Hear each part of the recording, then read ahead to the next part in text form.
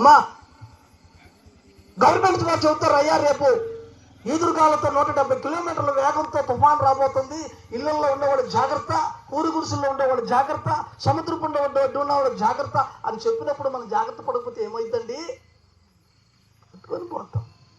ఇప్పుడు దేవుని వాక్యం కూడా మనకి ఏం చెబుతుంది? ఇవాళ రేపు రాకడా రాకడా రాకడా అని చెప్తా ఉంటే మనం సిద్ధపడకుండా, బ్రతుకు మార్చుకోకుండా, రక్షణ పొందకుండా, పాప క్షమాపణ పొందకుండా, పశ్చాత్తాప పడకుండా, దేవుని సన్నిధికి వెళ్లకుండా అలాగే మనం బ్రతికితే దేవుని బిడ్డారా మనం కూడా విడవబడే ప్రమాదము ఉందా లేదా? ఉందా లేదా? దేవుని స్తోత్రం చెప్పండి. హల్లెలూయా. అందుకే దేవుని వాక్యం ఉంటున్న మనము రాకడలో ఏం చేయబడాలి? ఎత్తబడాలి. రాకడలో ఎత్తబడకపోతే చాలా ప్రమాదం. రాకడలో ఎత్తబడాలంటే నీకు కావాల్సిన అర్హత ఏంటి అంటే మారు మనసు పొందాలి. యేసుక్రీస్తు దేవుడిని నమ్మాలి. ఈ మాట అంటే కొద్ది కష్టం. ఏ మాట? యేసయ్యనే నమ్ముకోవాలంటే కష్టమైన మాట అన్నమాట.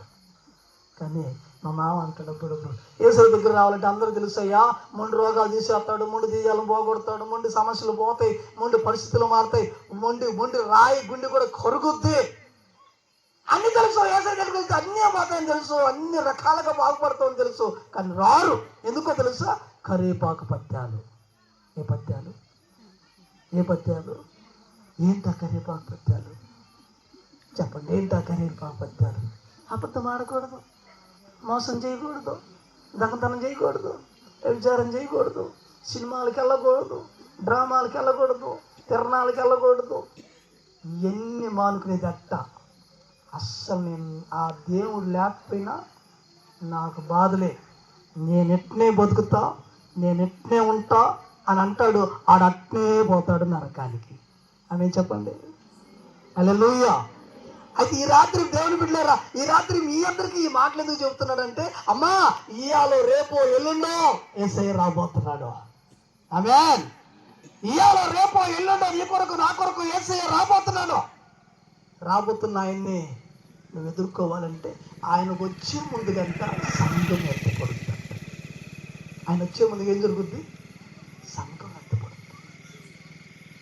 సంఘం ఎత్తబడినప్పుడు ప్రపంచమంతా ఒక కలవరం మొదలవుద్ది, ప్రపంచమంతా గజిబిజి మొదలవుద్ది. అర్థమవుతుందా? ఆ రోజున అనుకుంటారు, మరి ఏమైపోయారు లోకమంతా తౌడుకునేసరికి సంఘం భూమి మీద ఉండదు, మధ్య ఆకాశానికి వెళ్ళిపోద్ది. అక్కడ 7 ఏళ్ళు విందు జరుగుద్ది, ఇక్కడ 7 ఏళ్ళు తంటలు పడుతుంటారు. అక్కడ 7 ఏళ్ళు సంతోషంగా ఉంటారు, ఇక్కడ 7 ఏళ్ళు మహాశ్రమలు అనుభవిస్తారు. అక్కడ ఆయన వారికి భోజనం సిద్ధపరుచుకొని గొప్ప విందు చేసి, పెళ్లి కుమారుని విందు చేసి తిరిగి రాబోతాడు. కాబట్టి ఈ కడవరి దినాల్లో నీవు నేను సిద్ధపడి యేసయ్య అడుగు జాడల్లో నడవాలి. నడిస్తే నీవు రక్షించబడతావు, నీ బిడ్డ రక్షించబడుతుంది, నీ కుటుంబం కూడా రక్షించబడుతుంది. ఒకసారి ఈ వీడియో చూడండి. రాకడలో ఎత్తబడేటువంటి సంఘం ఎలా ఎత్తబడుతుందో చూడండి. చూద్దాం, ఆ వీడియో చూద్దాం. దేవుని స్తోత్రం. శిష్యుడికి అందరూ ఏమైపోయారు? రేపు జరగబోయేది ఇదే. ఆ రోజున నా భార్య అని అనుకుంటే ముందు ప్రయోజనం ఉందా? ధనవంతుడు ఇలాగే అనుకున్నాడు. ఎక్కడికి వెళ్ళి? నరకంలోకి వెళ్ళి, అయ్యా నాకు 5 సహోదరులు ఉన్నారు. ఎంతమంది ఉన్నారు?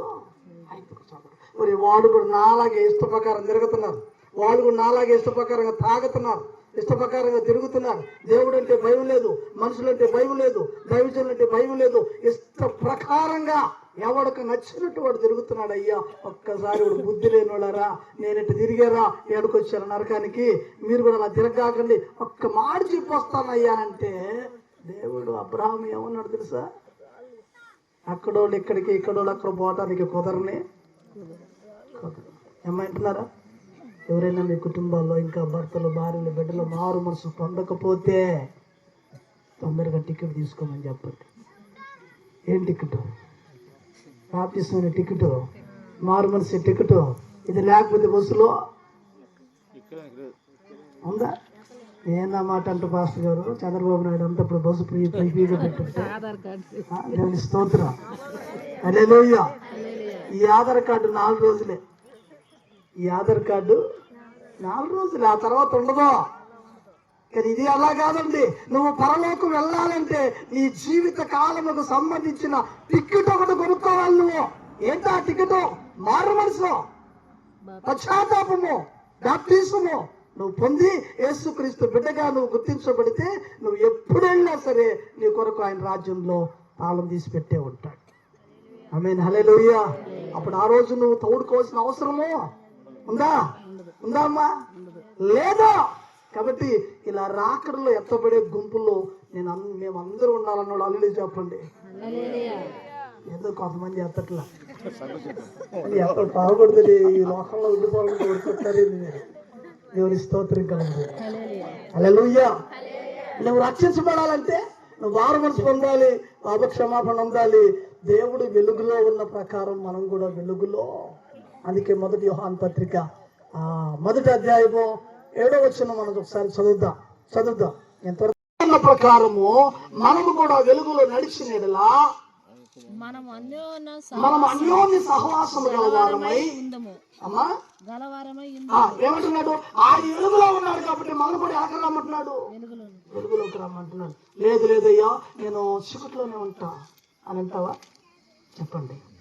కప్ప తెలుసు మీకు అందరికి? తిరిగినోళ్ళే లేదు. కప్ప నేలలో బతుకుద్ది. చెప్పండి. బయట కూడా చేప చెప్పండి. చేప బయటకు వస్తే ఎందుకని కారణం? అబ్బా ఏం చెప్పావో మనం. దేవుని స్తోత్రం కలుగున కాక. హల్లెలూయా. ఇప్పుడు చూడండి, ఇప్పుడు కప్ప ఎవరు, చేప ఎవరు? కప్ప లోకంలో బతుకుద్ది, నీళ్ళలో కూడా బతుకుద్ది. లోకానుసారులో వీడికి లోకం కావాలి, దేవుడు కావాలి. ఈ చేప అలా కాదు, నీళ్ళలోనే బతుకుద్ది. నీళ్ళే ప్రపంచం. ఆ నీళ్లు లేని రోజున చస్తాను అంటది. ఎవరు ఈ చేప? అప్ప దేవుని స్తోత్రం చెప్ప. ఆ ఒక్కదానికి అర్థం, మిగిలిన వాళ్ళకి అర్థం కాల. ఈ చేప ఎవరు? యేసయ్యను నమ్మి యేసయ్య రక్తంలో కడగబడి చస్తేను యేసయ్యలో చస్తాను కానీ లోకంలోకి వచ్చే చావనే అంటది. ఒకవేళ వరం వస్తుందా నేను ఎదురు వెళ్తా కానీ తగ్గేదే లేదంటది. దేవుని స్తోత్రం చెప్పు. చేప ఎదురు వెళ్తా, ఆడ ఆగిపోద్దా? ఎదురు వెళ్తా కొట్టుకుని పోద్దా? ఈరోజు క్రైస్తవ బిడ్డవని పిలువబడుతున్న నువ్వు కూడా సమస్యలకు, సుడిగుండాలకు ఎదురెళ్ళాలి. నువ్వు నీటిలోనే ఉండాలి తప్ప లోకంలోకి రావటానికి వెళ్ళే. దేవుని బిడ్డలారా, ఈ రాత్రి వాక్యం వింటున్నాం. మన అందరము యేసయ్య నమ్మిన బిడ్డలం కాబట్టి యేసయ్యలోనే బతకాలి, ఆ పరిశుద్ధతలోనే బతకాలి, ఆ నిత్య జీవంలోనే బతకాలి తప్ప లోక సంబంధమైన ఇచ్చులకు పడిపోయి లోకంలో అటో కడుగు ఇటో కడుగు వేయొద్దా. అది మనం పరలోకాన్ని కోల్పోయేలా చేస్తుంది. దేవుని స్తోత్రం కలుగును గాక. హల్లెలూయా, హల్లెలూయా. అయితే యేసయ్య ఏమంటున్నాడు తెలుసా? నేను మిమ్మల్ని రక్షించలేరకున్నట్లు నా చేతులు కొరచగా. చెప్పండి అమ్మా. మిమ్మల్ని రక్షించుకోవటానికి నా చేతులు ముడుచుకోవాలా? వినలేరకున్నట్లు నా చెవులు మందంగా. అమ్మ చెప్పండి. వినకుండా ఉంటాక నా చెవులు ఏమన్నా మందంగా? చేతులు కొరచగా లేమంటున్నాడు, చెవులు మందంగా లేమంటున్నాడు. మరి ఏమంటున్నాడు తెలుసా? నేను కూర్చున్నా, నా చేతులు ఎంతన్నాయి? ఆకాశమైన సింహాసనమట, భూమి కాలు కింద ఉంది. ఇక ఆయన ఎంత పడుకున్నాడా? మీరు చెప్పండి, ఎంత పడుకున్నాడా? భూమి ఆడో ఉందంట, కాలు కింద పాదపీఠంలాగా ఉందంట. కుర్చీ ఏమో ఆయన ఆకాశం అంట. ఇక ఆయనంతా వెళ్ళగలవా? నువ్వు మందిరాలు కట్టగలవా ఆయన కొరకు? కట్టలేమమ్మా ఆయన కొరకు. అటువంటి దేవుడు అంటున్నాడు, నేను చేతులు చాపాను మిమ్మల్ని రక్షించడానికి. విస్తారమైన చేతులు, నా చేతులు కొరచగా, నా చెవులు ఇక మీరు కొలవలేరు అంత ఉన్నాయి. ఎన్నేరకుండా నా చెవులు ఏమైనా మందంగా లేవు. కానీ నీకు నాకు అక్క, నీకు నాకు ఏమడ్డు వస్తుందో తెలుసా? పాపం అడ్డు వస్తుంది అక్క. వినలేకుండా చెవులే ముడుచుకోలేదు, చేతులు ముడుచుకోలేదు. కానీ ఇదిగో నీ బాధ వినకుండా, నీ కష్టం వినకుండా, నిన్ను రక్షించకుండా ఆపుతుంది ఏంటో తెలుసా? నీ పాపం. నీ పాపము నీకు నాకు ఏమొస్తుందో మధ్యగా అట్టొస్తుంది. ఆ పాపం చూసినప్పుడు చాపాసిన నా చాపి ఉన్న కురసైపోతుంది. ఆ పాపాలను చూసినప్పుడు విని నువ్వు తప్పించి ఏడుస్తున్నప్పుడు అక్కునక్కున వచ్చి చేర్చుకొచ్చిన ఈ చెవు మందమైపోతుంది. కారణం ఏంటో తెలుసా? నీకు దేవునికి మధ్య ఏమొస్తుందంట? పాపం. మరి పాపం పోతేనే కదండి. అందుకే అన్నాడు, ఆయన వెలుగులో ఉన్న ప్రకారము మనము కూడా వెలుగులో నడిస్తే మనం ఎలా ఉంటామంటే అన్యోన్య సహవాసం గలవారమై ఉంటాం. చదువు. అన్యోన్య సహవాసం గలవారమై ఉంటుందంట. ఆయన యొక్క వెలుగులోకి మనం వెళ్ళినప్పుడు, చెడును మనం విడిచిపెట్టేసినప్పుడు, నీతిగా బతకడానికి మనం ఇష్టపడినప్పుడు, మారు మనసు పాప క్షమాపణ పొందినప్పుడు ఆయన అంటున్నాడు, అప్పుడు ఆయన కుమారుడిని రక్తం వల్ల ఏం చేస్తుందంట? పాపము నుండి విడిపిస్తుంది. ఇప్పుడు నేను అంటున్నానమ్మా, నీ పాపం పోవాలంటే ఎక్కడికి పోవాలి చెప్పండి? యేసయ్య సన్నిధికి. నీ బ్రతుకు మారాలంటే ఎక్కడికి పోవాలి? యేసయ్య సన్నిధికి. నువ్వు దేవుని రాజ్యం చేయాలంటే ఎక్కడికి పోవాలి? యేసయ్య సన్నిధికి వెళ్ళాలి. అప్పుడు ఆయన రక్తము చేత మనల్ని కడిగి ప్రతి పాపము నుంచి మనల్ని పవిత్రపరిచి నేను శుద్ధిగా చేసి ఆయన రాజ్యానికి వారసును చేస్తాడు. దేవుని స్తోత్రం కలుగును గాక. హల్లెలూయా, హల్లెలూయా. అయితే ఏం చేయాలా? ఇలాంటప్పుడు నువ్వు వాక్యం వినాలి. మనం శుద్ధులుగా బతకాలంటే ఏం వినాలా చెప్పండి? ఏం వినాలా? వాక్యం వినాలి. వాక్యం ఏం చేస్తుంది? వాక్యం ఏం చేస్తుంది? పరిశుద్ధపరుస్తుంది. 119వ కీర్తనలో రాస్తాడు, చాలా చక్కగా రాస్తాడు. చూడండి, 119వ కీర్తన 11వ వచనం చదవండి. 119వ కీర్తన 11వ వచనం మనం చదివితే అక్కడ దేవుని వాక్యం రాయబడింది. దేవుని బిడ్డలారా, ఏమని రాయబడింది చదవండి. 119వ కీర్తన 11వ వచనంలో అంటాడు, నీ ఎదుట నేను పాపము చేయకుండానట్లు నా హృదయము నీ వాక్యం ఉంచుకొని ఉన్నాను. ఆమేన్. వాక్యం ఏం చెప్పుద్ది? అమ్మా, దేవుని బిడ్డగా రక్షించబడ్డావు కదా, మళ్ళీ ఎలా అబద్ధం ఆడుతున్నావు? వాక్యం ఏం చేస్తుంది? మనల్ని హెచ్చరిస్తుంది.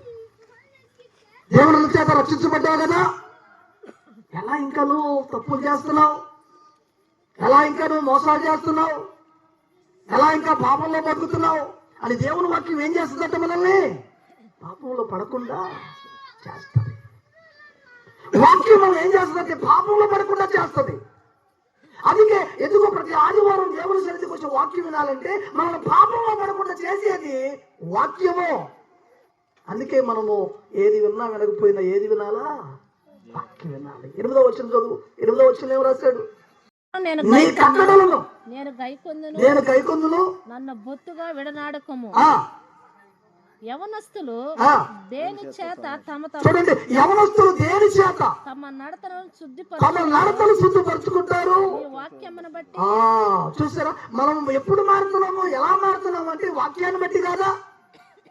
ఎవరు తమ ప్రవర్తన దిద్దుకుంటున్నారు? వాక్యం విన్నవాళ్ళు కాదా? ఎవరు తమ బతుకులు మార్చుకుంటున్నారు?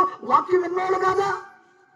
ఎవరు తమ జీవితంలో చక్కగా జీవించాలని ఆశపడుతున్నారంటే వాక్యం విని దాన్ని గ్రహించి బతికేవాళ్ళు మాత్రమే. హల్లెలూయా. వాక్యం విని వదిలేసేవాళ్ళు వెళ్ళేవాళ్ళు మాత్రం కాదండి. విని గ్రహించే వాళ్ళు బ్రతుకును మార్చుకుంటారు, దిద్దుకుంటారు. దేవుని వాక్యం వింటున్న దేవుని బిడ్డలారా, దేవుని వాక్యం మనల్ని ఏం చేస్తుందంటే పాపంలో పడకుండా చేస్తుందా చేయదా? వాక్యం ఏం చేస్తుందంటే పాపంలో పడకుండా. అదేంటోనండి, ఒక్కొక్కసారి వాక్యం తగ్గితే పాస్టర్ మీద వెలిగి చర్చి మీద వెలిగి వెళ్ళేవాళ్ళు కూడా ఉన్నారు. దేవుని స్తోత్రం చెప్పా. హల్లెలూయా. కానీ ఈ వాక్యం ఎందుకు ప్రకటించబడుతుందంటే నిన్ను కడగడానికి, నిన్ను శుద్ధి చేయడానికి, నీ బ్రతుకులో ఉన్న తప్పులను చూపించి దిద్దుకో అని చెప్తున్నప్పుడు నీకెందుకు రోషం? అదేంటో తప్పున్నవాడికే కోపం ఎక్కువ. తప్పులున్నాడేమో అన్ని ఓర్చుకుని చదవకుండా కూర్చుంటాడు, అన్నయ్యో అన్నయ్యో అంటాడు. కానీ తప్పు చేసేవాడు మాత్రం నువ్వెంత, నీ ఎవరు ఎంత, నా మీదే వాక్యం ఇవ్వాలంతా నా గురించే. పాస్టర్కి ఎవరో చెప్పినారు నా గురించి, చెప్పి ఇవాళ ముందుగా కడుగు అని చెప్పినారు. ఆయన ఇవాళ మొదలు పెట్టిన కాల్చి మొత్తం నాదే, నా గురించే. ఆమేన్. ఆమేన్. దేవుని స్తోత్రం చెప్పు. ఈ వాక్యం ఎవరు మాట్లాడుతున్నారు? ఎవరు నేను శుద్ధి చేయడానికి ప్రయత్నం చేస్తున్నారు? ఎవరు నీ బ్రతుకున్న ఆయన వైపు తిప్పుకుంటున్నారు? దేవుని వాక్యం అండి. అందుకే వాక్యము మాట్లాడుతున్నప్పుడు మనుష్యుడు మాట్లాడకూడదు. వాక్యం హెచ్చరిస్తున్నప్పుడు దానికి లోపడేవాడు శుద్ధి చేయబడతాడు, దానికి లోబడేవాడు కనకబడతాడు, దానికి లోబడేవాడు పరిశుద్ధమైన జీవితానికి వెళ్తాడు, దానికి లోబడేవాడు ఇప్పుడు వాళ్ళు ఎత్తబడినట్లుగా ఎత్తబడతాడు, దానికి లోబడేవాడు క్రీస్తు రాకడలో క్రీస్తుని ఎదుర్కొంటాడు. దాని స్తోత్రం కలుగును గాక. అందుకు పెట్టాడండి వాక్యాన్ని మన మధ్యలో. ఎందుకు పెట్టాడు? మనలో పాపం జరగకుండా ఉండటానికి, మనం ఎప్పటికప్పుడు శుద్ధిపరచబడటానికి. నిన్న వేసుకుని చొక్కాయలు వేసుకుంటే చెప్పాలి, నేను ముగింపులోకి వచ్చేసా. ఈయన మనసులో పెట్టి మమ్మల్ని వాయిస్తున్నాడు అనుకోబాకండి. నేను వేసుకుని చొక్కాయలు వేసుకుంటే, నేను కట్టుకున్న చీరలు కట్టుకుంటే పెద్దగా ఏమో రాదు, కానీ కొంచెం రేపు మళ్ళీ అదే కట్టుకుంటే, ఎల్లుండి కూడా అదే కట్టుకుంటే, ఈ వారం అంతా కట్టుకుంటే, ఈ నెల అంతా కట్టుకుంటే, ఆ రోడ్ల మీద తిరుగుతుంటారు చూసా, సంవత్సరాలు ఎంటుకలు మాసిపోయి అమ్మా అట్టగట్టిపోయి దివ్యాన్ని పెట్టి రాకుండా ఎట్లుంటది? వాళ్ళ దగ్గర కూర్చోండి, దుర్గంధం, వాసన, కంపు. సో నీ జీవితం కూడా మారకపోతే ఇదే పరిస్థితి వస్తుంది. ఎప్పటికప్పుడు నీ జీవితంలో ఉన్న తప్పులను కడుక్కోకపోతే ఒకరోజు నువ్వు కూడా కంపు కొడతావు, దేవుడు చేర్చుకోవాలంత స్థితికి వెళ్ళిపోతావు. దేవుని బిడ్డారా, అందుకే దేవుడు ఏం చేస్తున్నాడంటే అంత కంపు మన మీద చారకుండా ఉండటానికి ఎప్పటికప్పుడు ఒక పనున్నాడు పెట్టి వాడి ద్వారా నీకు వాక్యాన్ని బోధిస్తూ ఎప్పటికప్పుడు నిన్ను కడుక్కుంటూ బట్ట మాయకుండా, హృదయం మారకుండా, నీ స్థితి మారకుండా స్థిరముగా నిలబెడుతూ, దీవుల చేత ఆశీర్వాదాల చేత నిన్ను కొమ్మరిస్తూ, ఆకలినప్పుడు అన్నం పెడుతూ, వేదన పడుతున్నప్పుడు ధైర్యపరుస్తూ, కురిగిన వేళలో లేవనెత్తుతూ, ఇదిగో బాగలేనప్పుడు నిన్ను స్వస్థపరుస్తూ, మార్గం తెలియనప్పుడు మార్గం చూపిస్తూ, ఇలా అన్ని వేళ కాపాడుకుంటూ వెళుతున్న ఆయన జీవవాక్యము వినకపోతే ఎవరికి నష్టం? నీకా దేవునికా? నీకే నష్టం. కాబట్టి దేవుని బిడ్డలారా, వాక్యం వినేవాడు వివేకి జ్ఞానవంతుడు అవుతాడు, వాక్యాన్ని తిరస్కరించేవాడు బుద్ధిహీనుడు మూర్ఖుడు అవుతాడు. దేవుని స్తోత్రం కలుగును గాక. ఇవాళ ఈ నల్ల మడుగుల్లో మీ మడుగులన్నీ దేవుడు తెల్ల మడుగులుగా మార్చిన గాక. ఆమె చెప్పా హల్లెలూయా. ఈ పాస్టర్ మళ్ళీ మేము పిలవద్దు, ఈయన వచ్చిన కాడి నుంచి అంతా పాపం అంటున్నాడు అని మీరు అనుకున్నా సరే, దేవుడు మీ బ్రతుకుల్లో సంతోష సమాధానం నిలుపును గాక. ఆమేన్. హల్లెలూయా. దేవుని వాక్యం వింటున్న దేవుని బిడ్డలారా, ఈ రాత్రి వాక్యాన్ని బట్టి, వాక్యం ఏ కోణంలో మాట్లాడినా, ఎలా మాట్లాడినా దేవుడు చెబుతున్నటువంటి మాటలు ఏంటంటే నీవు మారాలి. ఎవరు మారాలి? ఎవరు మారాలి? నేను ముగింపులోకి వచ్చేస్తాను. ఈ వీడియో చూసి ముగిస్తాను మీకు. ఎవరు మారాలి? నేను మారాలని చెప్పండి అమ్మా. నా భర్త మారాలండి మాకు ముందు నువ్వు మారా. ఒక విషయం తెలుసా? ఏ సంఘంలోనైనా స్త్రీలే ఎక్కువ ఉంటున్నారు, పురుషులు అమ్మకు దుప్పట్లు వేసుకుని నిద్రపోతున్నారండి. నేను చెప్పనా, రేపు ఎత్తబడేది కూడా నీవే, రేపు దేవుని రాజ్యానికి కూడా లేదు నీవే. ఇక్కడ కూర్చుంటున్నావు, వింటున్నావు, ఓర్చుకుంటున్నావు, వాక్యం తగిలిన, వాక్యం హెచ్చరించిన ఓర్చుకుని నిలబడి నేర్చుకుంటూ పోరాటాల్లో ముందుకెళ్తున్నావు కనుక ఈ పోరాటాలు జయించే శక్తి కూడా దేవుడు నీకే ఇస్తాడు.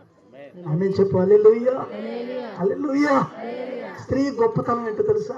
యేసయ్య పునరుద్ధారుడైన తర్వాత మొట్టమొదటిగా శిష్యులకు కనపడలా. ఎవరు కనపడాడు? మగ్దలేనే. అంటే స్త్రీకా పురుషుడికా? ఎందుకని స్త్రీకే కనపడ్డాడు, పురుషుడికి ఎందుకు కనపడలా? పురుషులు ఇంట్లో ఉన్నారండి బాబా. స్త్రీ ఎక్కడుంది? యేసయ్య పాదాల దగ్గర ఉంది. అందుకే అన్నాడు, నాకు స్త్రీ అయినా పురుషుడైనా తేడా లేదు, నన్ను హత్తుకునేవాడు నాకు కావాలని మగ్ధలేని మరిగా కనపడ్డాడు దేవుడు. ఆమేన్ చెప్పా. మరి మీరు గొప్పవాళ్ళ తక్కువవాళ్ళ? చెప్పండి, మీరు గొప్పవాళ్ళ తక్కువవాళ్ళ? ఇంతలో మంచులో కూడా వాక్యం ఉంటారంటే గొప్పవాళ్ళు కాబట్టి తక్కువ ఎలా అవుతారు? దేవుడి స్తోత్రం చెప్పు. హల్లెలూయా. కాబట్టి దేవుని బిడ్డలారా, భయం లేని మన జీవితాల్లో భయం నింపడానికి, పాపం జరిపిన మన జీవితాల్లో పాపాన్ని తీసివేయడానికి, పరిశుద్ధత లేని మన జీవితాల్లో పరిశుద్ధత నింపడానికి యేసయ్య దిగొచ్చాడు.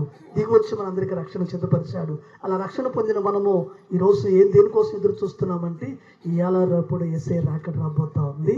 ఆ రాకడ కోసం ఎదురు చూస్తున్నాము. ఎత్తబడే గుంపులో నువ్వు నేను ఉండబోతున్నాము.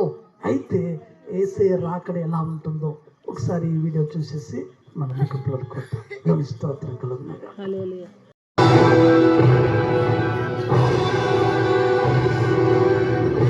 పరలోక సైన్య సమూహములు ఆయన వెంట వచ్చును.